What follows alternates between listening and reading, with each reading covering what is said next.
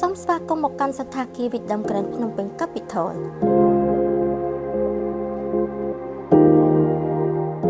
តាអតិថិជនជាទីស្រឡាញ់ទាំងអស់កំពុងស្វែងរកទីតាំងដ៏ល្អឥតខ្ចោះសម្រាប់កិច្ចប្រជុំសិក្ខាសាលា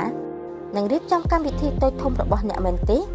ថ្ងៃនេះយើងខ្ញុំសូមណែនាំពីការរៀបចំពីសណ្ឋាគារយើងមានបន្ទប់តូចធំតាមតម្រូវការចាប់ពី25នាក់រហូតដល់200នាក់ដែលមានទីតាំងល្អចំកណ្ដាលទីក្រុងភ្នំពេញងាយស្រួលរកមានចំណតឡានធំទូលាយរហូតដល់2ជាន់ដែលអាចចតឡានរហូតដល់100ឡានជាង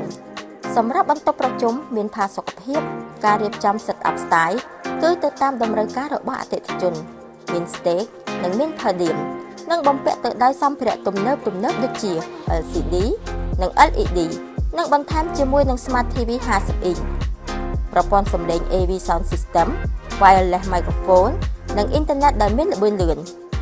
ការរៀបចំភេសជ្ជៈនិងអាហារគឺសមស្របទៅតាមស្តង់ដារ Hotel ផ្កាយ5ដែលល្អឥតខ្ចោះមានរសជាតិឈ្ងុយឆ្ងាញ់មានជម្រើសច្រើននិងអនាម័យប្រកបដោយផាសុកភាពប្រសិនបើអតិថិជនទាំងអស់គ្នាមានចំណាប់អារម្មណ៍អាចតាក់ទងមកកាន់ផ្នែកលក់ដើម្បីសាកសួរព័ត៌មានបន្ថែមឬធ្វើការកក់បន្ទប់ប្រជុំបានអរគុណច្រើនជម្រាបលា